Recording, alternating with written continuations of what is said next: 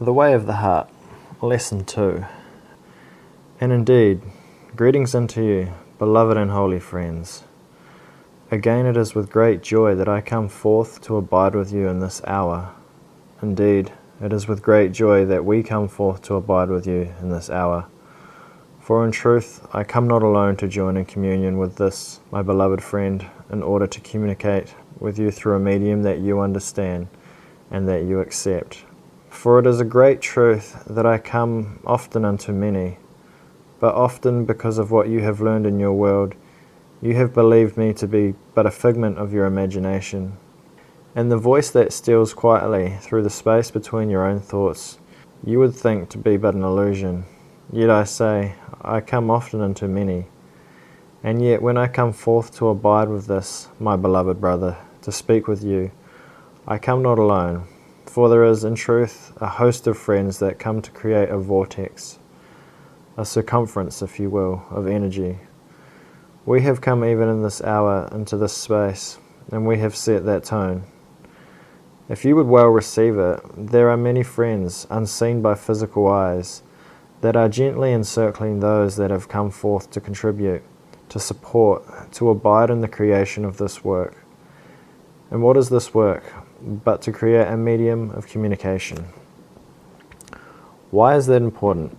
Because always, in each and every moment of your experience, what in truth is occurring is that you, as a soul, as a divine spark of consciousness, are deliberately choosing to create mediums of communication. You do it with the raiment that you place upon the body. You do it with your gestures, the sound of your voice. You do it with the very culture and time frame in which you incarnate. You are constantly and only creating mediums through which you communicate. And is communication anything but the attempt to rest in communion with creation? That through you, what you are choosing to perceive and believe and accept as true will be radiated through your communication devices, which of course includes the body, that you might transfer your perception to another, that they might therefore know who you are and which voice you are committed to. I have said often that the body is a teaching and learning device, and all forms of communication affect the process of teaching and learning. When you arise in the morning, the first thought that makes a home in your mind, you will act on. You may stretch the body, you may smile, you may frown, you might be filled with peace, or you might feel the weight of the world. These things come not because you have perceived them outside, but because you have allowed them inside the depth of your consciousness that remains pure and undefiled and radiant beyond all boundaries forever. And as that thought makes a home in your mind, you literally begin to transform the communication device called the body into that which carries, expresses, and reflects what has come to make a home within your mind. Remember, please, that the mind is not where the body is. It does not abide within the body, but the body does abide within the field of your mind. Communication is creation. These two are one and the same. Therefore, if you would create well, ask only, what am I committed to communicating? What will my creations express? What will my creations convey to others? For what I seek to convey reveals the truth of myself to the world. Therefore, indeed, beloved friends, as we begin this year to focus on, to refine, to deepen, to mature in what we have chosen to call the way of the heart, it is wise to begin at the beginning. And the beginning of this pathway is simply this: you are as God has created you to be. You are an infinite focus of consciousness.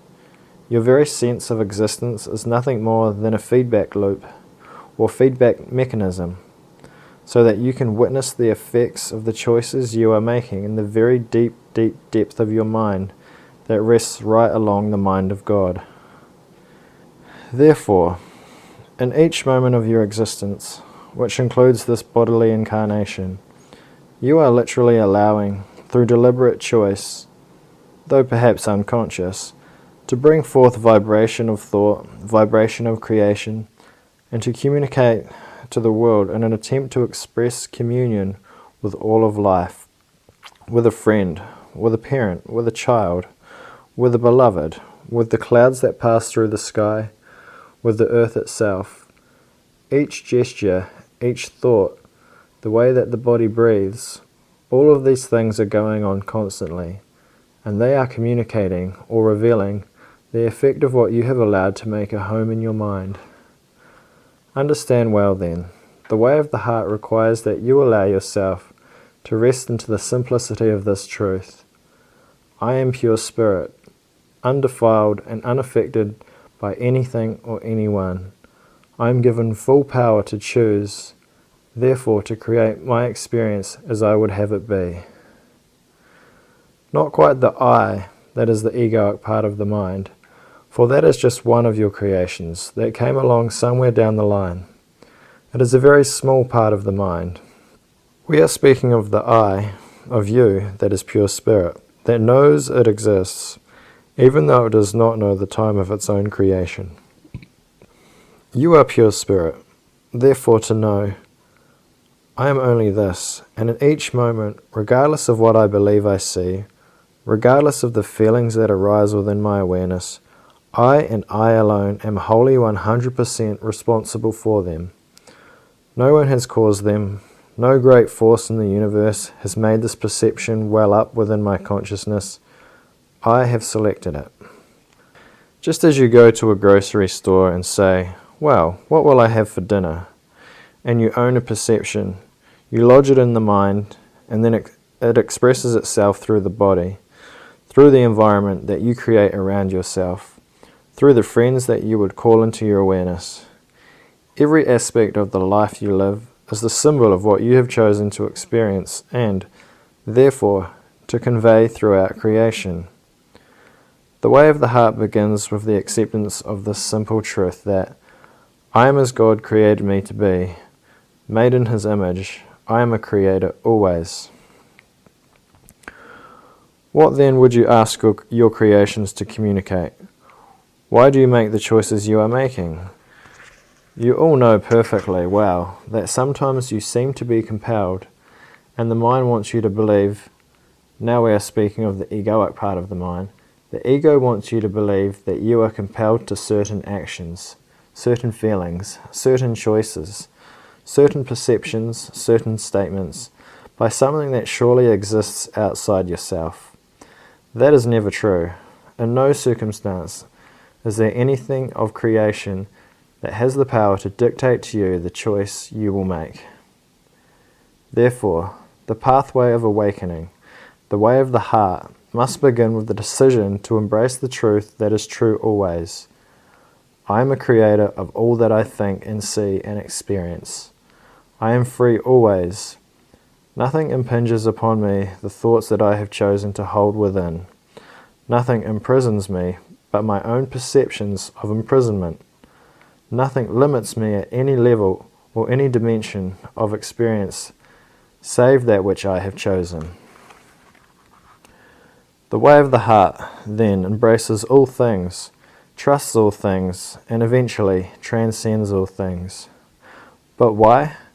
Because it begins by assuming complete and total responsibility for what is being channeled through it. And so you see, it is not just this, my beloved brother, who serves as a channel. That is, in truth, all that you do, from the moment you arise until the moment you arise. For even during your sleep, you are yet choosing that which flows through your consciousness. The goal that we seek has never changed. It is, in truth, a journey without distance. It is merely the return to where you are always, that you might begin anew to create deliberately, clearly, and with the perfect knowledge that if you are experiencing something, it is because you are the source of it, no other reason. The way of the heart, then, is not a way of gaining power. The way of the heart is not a way in which you will finally be able to make the world be what you want it to be, but rather, the way of the heart is that pathway in which you learn to transcend and to dissolve from your consciousness every perception, every thought that is out of alignment with what is true. The thought of death is out of alignment. The thought of fear is out of alignment. The thought of guilt is out of alignment. The thought of eternal life is in alignment. The thought of perfect fearlessness is in alignment. The thought of peace is in alignment. The realizations of innocence is in alignment. The thought of joy and of forgiveness, these things are in alignment and reflect the truth that is true always. For you see, although you are given complete free will to create as you choose to, the soul begins to learn that which brings it the highest joy, that which brings it the highest peace, and that which brings it the highest bliss imaginable, is that which flows from the mind of God, through the mind of the channel, the soul, and expresses itself in the field of experience. It is for this reason that your Father's will is that you be happy, and your happiness is found in choosing to restore your perfect alignment with only the voice for God. The way of the heart, then, is that pathway that begins with a commitment to healing and awakening, and is founded on the premise, the axiom that we have given unto you, that you are perfectly free at all times, and everything that is experienced has been by your choice, and at no time has there been any other cause. It seems simple, doesn't it? Well, of course, okay, I'm creating my own experience. And yet, what soul has not known a resistance to this idea? If you bake a cake and it turns out well, you will say that, I did that. But if you bake a cake and it turns out very bad, oh, it must have been the flour, it must have been the temperature of the oven. Surely there was something that caused this creation to not be what I would truly desire. It takes great courage, great faith to look upon all your creations, your thoughts, your feelings, your manifestations with love and with the innocence of a child. To plant a garden and to have things wither and die, and yet to smile and say, I planted this garden. I and I alone have done this. Well, I'll get a little hungry here, so I might as well go to the store. Why is this important? Because the soul, a long time ago, began to create the perception that it was something other than what it created to be. And the voice for the ego emerged within the garden of consciousness. And as the soul, as the deep mind that you have all known, and in fact are, that deep mind began to identify with a voice that was other than the voice for God. That voice has led you to believe that your creations determine your worthiness. Do you know that feeling? And therefore, if what you create is not up to, what is this word, snuff? Is not up to snuff, that it means you, in the core of your beingness, are some kind of a failure. But I say unto you, in reality, failure is not even remotely possible. And why? If you plant a garden and the seed does not turn into the beautiful flower, it withers and dies, that experience is a creation, and you have done it. And because all events in space and time, everything you experience, because these things are perfectly neutral, there is in reality never failure.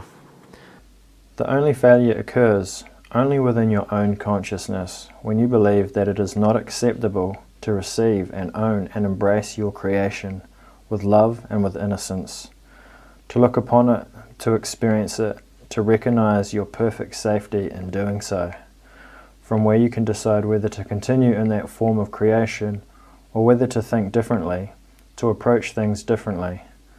That is where the catch is that part of the mind has begun to teach you a long, long time ago what to accept as acceptable creations and what not, what to take responsibility for and what to deny responsibility for.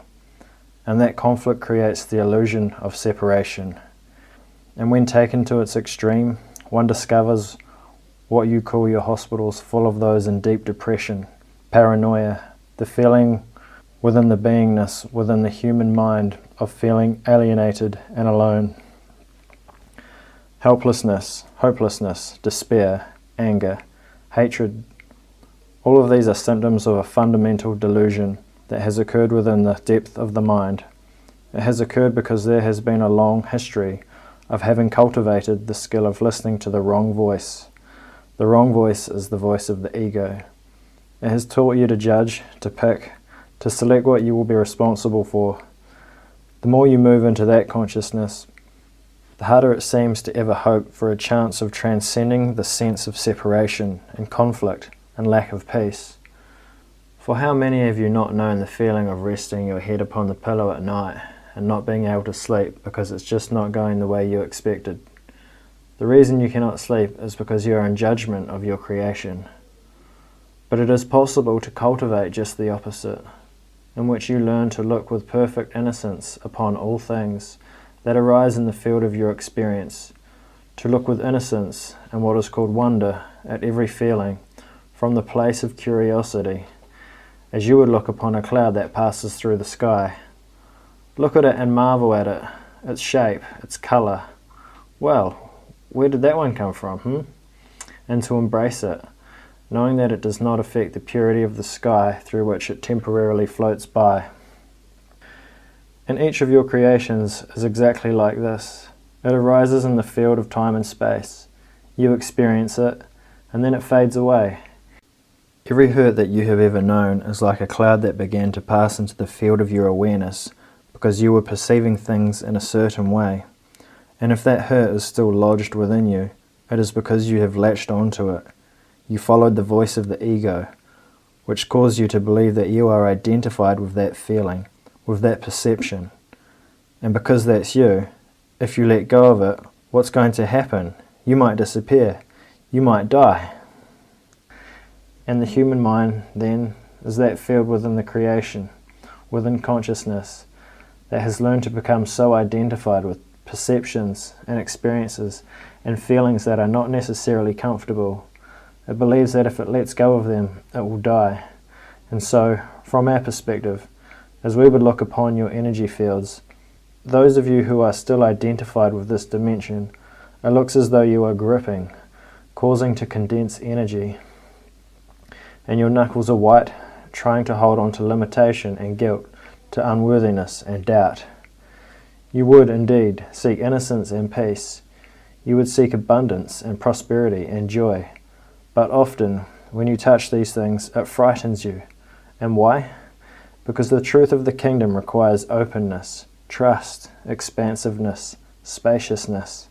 It involves allowing, trusting, witnessing, letting things come and go, learning to cultivate a deep enjoyment of whatever arises, seeing that all things are just modifications of consciousness itself, and then letting them go when it's time for them to do so.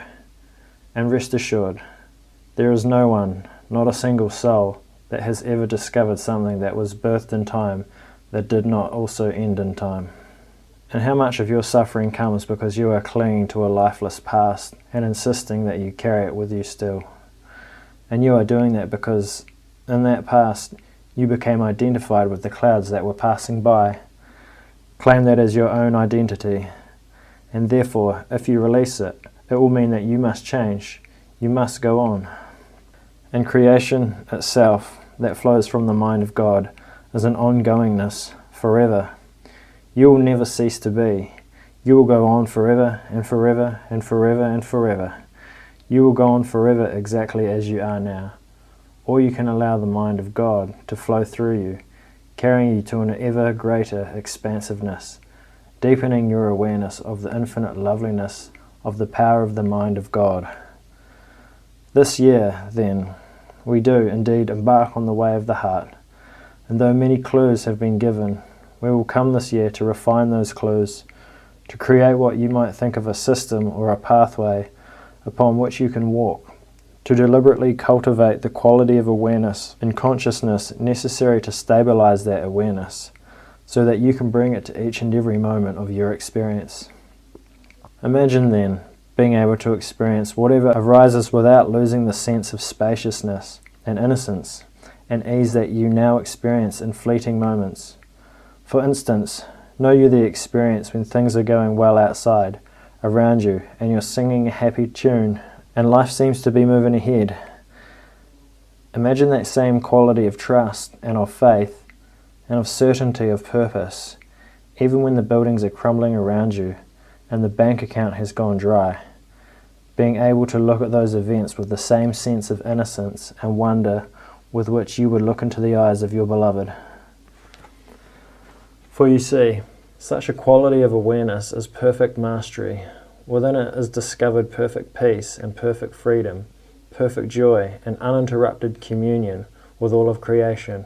And if you would well receive it, that quality of feeling intimately one with all of creation is what you have been seeking as a soul since first the identification with a creation called ego began.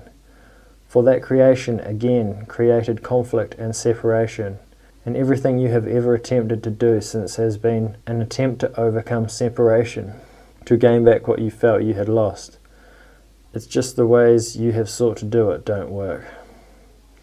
The eye of the needle that separates you and your consciousness from the world of conflict and fear and guilt and unworthiness, that world and the world of the truth of the kingdom lie side by side within your own mind. And the eye of the needle that one must pass through is the recultivation of the innocence of a child, and it is for this reason that I often taught, become again as a little child to enter the kingdom. And the cultivation of the way of the heart is that pathway whereby you deliberately, consciously choose to become again as an innocent child, as you were in the beginning before you ever created, and then incarnated into this dimension of experience that seems to be so permeated by a sense of conflict and separation. So, it begins there, and I would ask you now to begin to put this into practice. So wherever you happen to be, whether you are viewing this with your eyes on what you would call your video, or whether you are listening to the words, stop for just a moment and truly become aware of where you are. And where are you? Are you not having the experience of seemingly being within a body? Don't you seem to be abiding in a room somewhere? Aren't you within an environment in which there are certain weather patterns going on around you? Perhaps there are other sounds coming into your ears. Can you truly be aware of where you are now? Can you feel the weight of the body as you stand upon your feet or sit within your chairs? Do you notice the tension in the neck? Do you notice the racing of the mind if that's going on? Can you begin to bring awareness to exactly what is, from a place of innocence and non-judgment?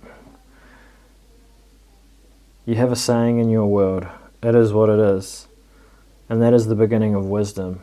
You will, of course, discover that what is what you have chosen to make of it. Be therefore where you are now, and deliberately decide to accept wholly that what you are experiencing in this very moment has no cause whatsoever, except your choice to experience it. Rest assured, whatever the mind may try to say, if you did not wholly want to be right where you are, you wouldn't be there. And if you are in a body in the field of space and time, rest assured, you desired it, you chose it, and it's here. Begin here. There is no need to judge it, no need to ask it to be different. Just truly be aware of what is. If you are feeling the body sitting in a chair, can you allow the thought to come into the mind? I have literally created this experience. Something within me is so grand, so powerful, so vast, so beyond anything that scientists have ever come up with, that I have literally crystallized in the field of experience awareness of being a body in space and time. It has come forth from that field of my consciousness, the gift to me of God, who asks only that I learn to create as God creates.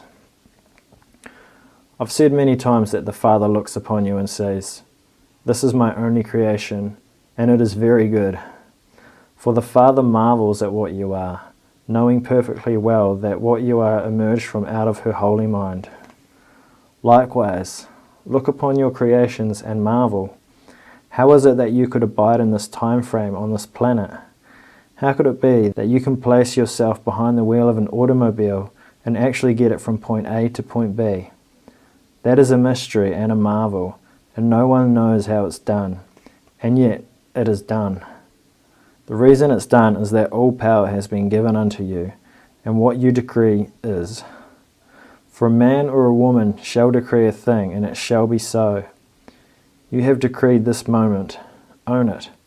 For by owning it right now, you can begin to sense the incredible and awesome power that flows through you in each moment.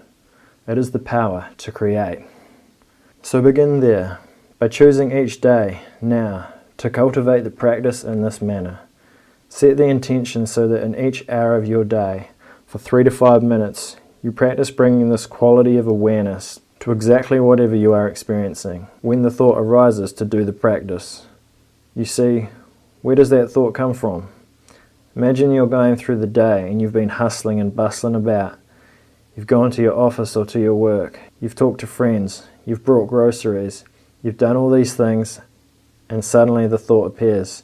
Oh, focus on being aware that I am literally the creator of what I experience. Do you think it just happened by accident? No. The thought is penetrating what you call your conscious awareness from the depth of your mind that rests right next to the mind of God.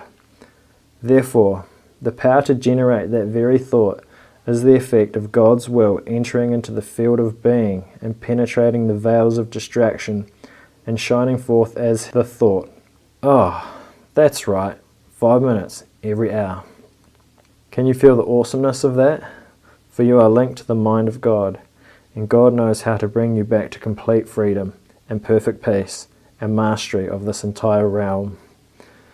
Therefore, those who truly love God, those that would truly awaken, will feel something compelling them to master this simple practice for 5 minutes of each hour. They will learn to delight and they will look forward to it. And pretty soon those 5 minutes will stretch into 6, and then 10, and 15, and 50, until finally there is established in their awareness, like a background, if you will, the awareness that everything that arises, they have decreed it, and so it is so. 5 minutes every hour is not much to ask. For 5 minutes every hour, be you, therefore, as you are created to be, a creator, decreeing that which brings forth experience. And never again allow yourself to tell yourself, well, I'm really here because I have to be. I'm really just doing this because, well, that's what I have to do. Take the words ought and should and must and have to. Write them on a piece of paper, look at them, and then light a match and light the corner of the paper and let the paper burn and dissolve to dust. For it is a symbol of allowing the energy you've given those words to become again as the dust or the ash of the ground. Clear from your consciousness all identification with such words, for all of them are denials of reality. Many times I have shared with you that you need do nothing. Listen to those words and take them into yourself as though they are your own voice, because they are. I need do nothing. You don't have to survive. Whoever told you you had to? You don't have to make everybody happy. Whoever told you you had to? Whoever told you that you could make anybody happy? You don't have to abide as a body in space and time. Whoever told you you had to? You don't have to pay your bills. How irresponsible. Who told you that? You literally need do nothing. It's quite different than wanting or choosing to do something. You don't need to love your parents. You don't need to honour your father and your mother. You don't need to worship me or love me. You don't need to love yourself. You literally need do nothing. For need is an expression of the perception that there is something you lack. And because you are one with God, there is never a moment when you lack anything at all. I need do nothing. Can you allow the thought to emerge in the mind when you arise in the morning? I don't have to get out of this bed. I don't have to go to an office. I don't need to fulfill that order. I don't need to say good morning to my mate. I literally need do nothing. For how can there be the power of freedom to choose and to create when you are being governed by the belief of the world that you must be a certain way, that you need to be acceptable to others, that you need to conform and fit in, that you need to dress the way others dress, that you need to be committed to surviving an extra day upon this plane? There can be no freedom where there is need. So, those are the first two axioms of the way of the heart. To be built on, to be remembered, to be cultivated daily. I am created as my Father created me to be. I am free, and nothing sources my experience but me in each moment. Nothing has an effect upon me whatsoever, save that which I choose to allow to affect me. I need do nothing. Again, we would ask you, at least twice in each of your days, and in the beginning we would suggest here that in the morning and in the evening, as you are rising and as you are retiring, to cultivate for 5 minutes the repetition of that thought so that you feel it in your bones. I need do nothing. It will come as quite a shock to your consciousness, and the mind will say, but I have all these things I have to. Oh, what about this and what about that? Oh my goodness. Well, will the world stop spinning if I stop needing? That's up to the world, not up to you. I need do nothing. The power of these first two axioms will be what everything that follows is built on, and yet everything that follows is merely a way of watering those two axioms and making them the anchor of your awareness. For when the anchor is firmly in place, you will literally create whatever you so desire, from perfect freedom, from perfect deliberateness. You will even transcend miracle-mindedness. For miracles you see, as you begin to open to miracle-mindedness, you marvel, wow, that was a miracle, how great. Miracle-mindedness is still a stage of perception, just short of mastery. For mastery comes when you know that you are literally and deliberately creating, and there is nothing miraculous about it. You will decree a thing, and it shall be so. That is to create as God creates, for while he marvels at you, he knows perfectly well that your creation was not a miracle. It was very deliberate, born from the pure radiance of love. God does not sit on his throne and say, I wonder if I'm worthy to create my children. I wonder if I'm worthy to express myself through the divine spark of consciousness that they are. Never does it enter into the holy mind of God. I wonder if it's okay if I create a solar system. God receives a thought, or a thought emanates within his holy mind. He decrees it, and it is so. And he looks upon all things and says, it is very good. The third and last exercise that we would give you in this hour is this. Choose something that you do every day, that you are convinced is so utterly ordinary that it certainly doesn't hold any power or any spiritual meaning whatsoever. It could be something as simple as having a glass of water, brushing your teeth, yawning. Pick something that you know you do every day and decide to make that focus of your worship, so that when you do it, you stop and go, 'tis very good. Even if it's something as simple as raising your head from the pillow, become aware of it, own it as self-created, and then say, within yourself as you contemplate that action, it is very good. I have done this, and it is good. I have created. And again, those that are truly committed will find that they begin to enjoy that process, and they begin to apply it more and more to other events in their lives. They begin to reawaken the childlike joy of building a castle in the sandbox. For in truth, that's all you're doing here. Consciousness is your sandbox, and you are creating castles. You've simply forgotten to enjoy them. And when you want to be rid of them, you now lament, but if I give this up and change my mind and move on, what will happen to my creations? What will others think of me if I act like a child and just take my little plastic shovel and knock the castle down and go in and have a sandwich for lunch? What will people think of me? Will I fit in? Will I be accepted?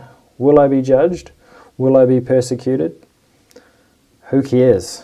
For the opinions of others mean nothing, unless, of course, you want them to mean something. And now we come to what concludes this hour.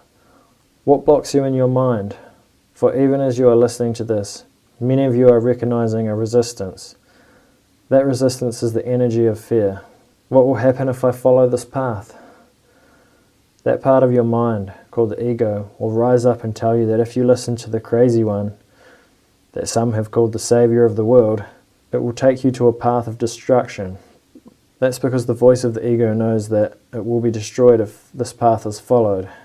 You cannot be destroyed, the reality of who you are.